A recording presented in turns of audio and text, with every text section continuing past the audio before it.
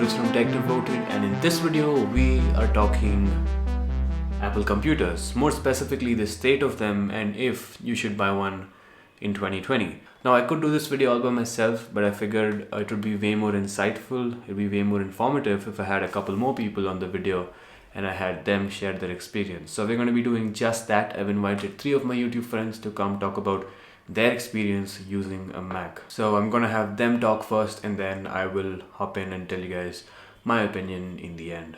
Michael, buddy, over to you. Hey, what's up guys? My name's Michael Tobin. I run a YouTube channel called Initial Focus, which focuses on filmmaking and tech. And I've actually been editing on a Mac since around 2009 is when I first got my first iMac. A couple years after that, I moved to actually a 13-inch MacBook Pro. And since about early 2014, I've been editing on the good old trash can, the late 2013 Mac Pro. And in terms of software, I've pretty much also been all over the place. I started out in Premiere and then I went Final Cut full time, and then last year mostly moved over to DaVinci Resolve with still Final Cut for some projects here and there. If you're on a Mac and you ask me what is the best performing editing software, then there's literally no debate. Final Cut, obviously made by Apple, perfectly optimized for it. It is going to be the fastest render times of any software out there. Has a ton of great plugins. It's very easy to learn and to use. Then I've been pretty much shooting Blackmagic cameras, which the raw codecs are unfortunately not friendly with Final Cut. You literally can't import them at all. I was round tripping, starting in DaVinci Resolve, transcoding them out, and then putting them into Final Cut, but that was such a long process, and then color have to go back and XMLs and all that stuff I didn't want to deal with anymore. So last year I just decided to jump into DaVinci Resolve, and it's pretty much quickly become my favorite editing program. In terms of issues with Macs, I don't have anything too crazy.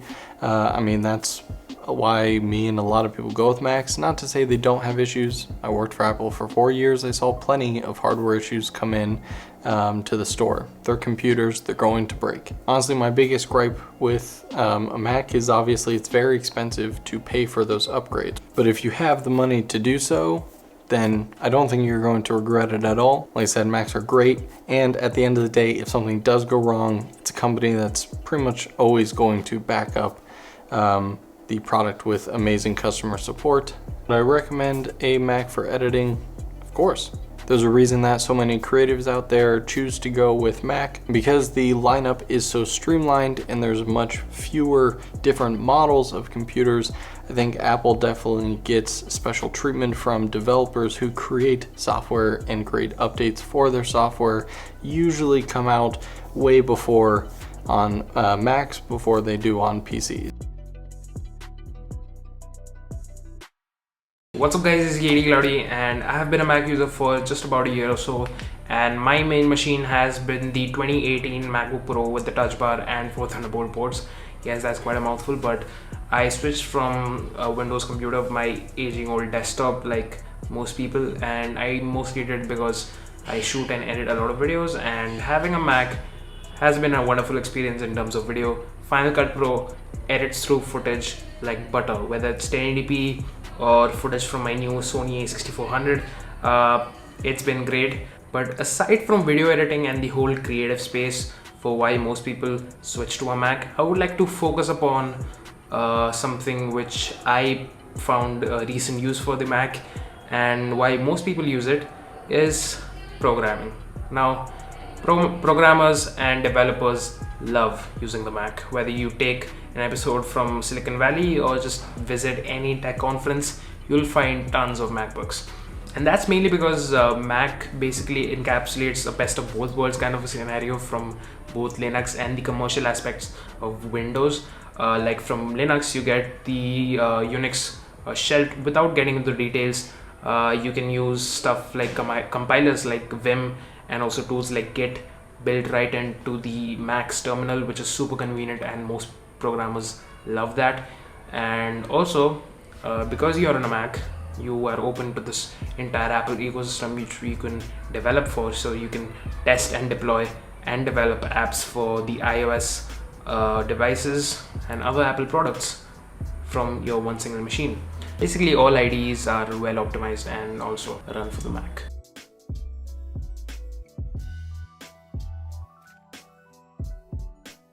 Hey guys, my name is Harsh Punjabi and I have a small tech channel right over here on YouTube called as Technolobe. Now, I've been a Mac user for about 4 years and the main reason for that has been the great software experience. So Mac OS as an operating system is very stable and it gives the best performance for work-oriented personal computers. And that's one of the main reasons why I bought my first Mac, that is a MacBook Air, to have a work-oriented PC. Now I use Final Cut Pro 10 as my main video editing software and that is a Mac exclusive, and that's again one more reason why I use Mac OS and why I love Mac OS so much. So Final Cut Pro 10 is a great software when it comes to video editing. It is easy, it is fast, and it helps my creativity a lot because I'm used to it and I can create videos very fast on Final Cut Pro 10. Even other softwares like Photoshop, Lightroom, Premiere Pro, DaVinci Resolve, etc. work very well on a Mac OS device. So yeah, it's all about the software for me. Mac OS as an operating system is the main reason why I use a Mac device and not the hardware, because Apple doesn't give the best hardware at the given price point. Like, it's way overpriced. But Mac OS as a software is great, and that's the only reason I use a Mac device. Alright, my turn. I've been a Mac user for about 2 years now. I got my 2016 15-inch MacBook Pro with touch bar in 2017 during the Black Friday sale from the United States. The laptop that you saw earlier, that is not mine, that's my brother's. But that right there is my 2016 15-inch MacBook Pro. Now I use my laptop mostly for making videos and editing photos, so that includes all the YouTube videos that you see on the channel as well as any freelance work that I do. And so the apps that I mostly use are Final Cut Pro, Google Chrome, Spotify, and Lightroom in that particular order. Now in the beginning I absolutely used to hate Final Cut. Like the first month I just absolutely did not understand it.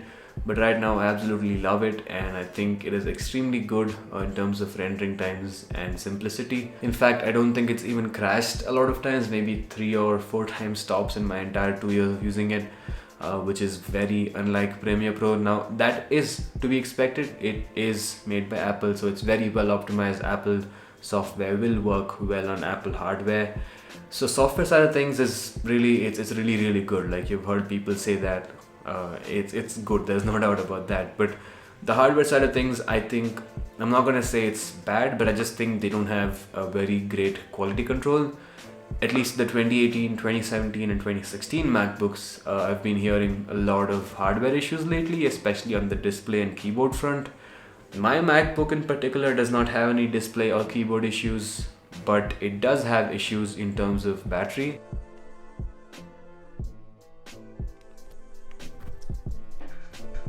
See that sign, the service battery alert? What that basically means is my battery is damaged. Actually, damaged is putting it lightly. It basically means my battery is screwed up, and the only way to fix it is to get the battery replaced, which when I checked with the guys at Apple, they said it would cost me upwards of 25,000 rupees.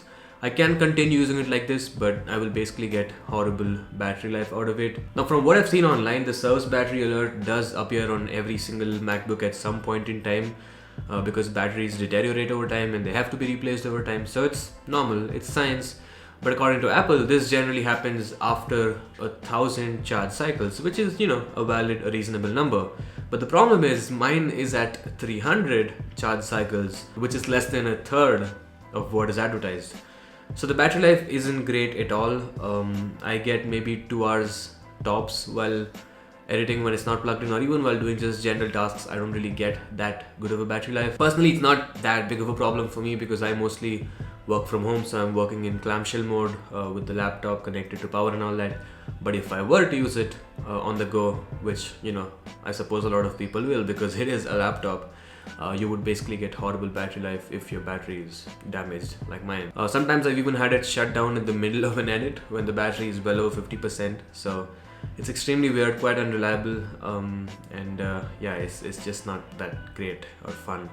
So overall, I have a love-hate relationship with the MacBook Pro. Really, Final Cut Pro is the biggest reason I'm still using this machine. It's not like I don't know how to use Premiere. I do know how to use Premiere.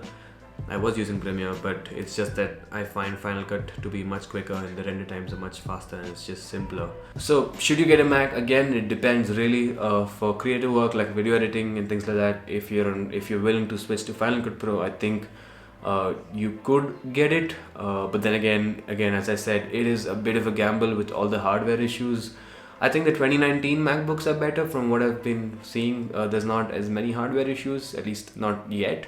In fact, I think for the first time in a long time, the laptop is actually worth the money. The base variant on the 2019 MacBooks is 512 gigabytes, and that's quite impressive for a company that still makes phones with 64 gigabyte storage. So yeah, that's basically our take on Mac in 2020. I hope you found this video informative, or I hope you enjoyed watching it. If you did, give it a like. Go check out the other guys.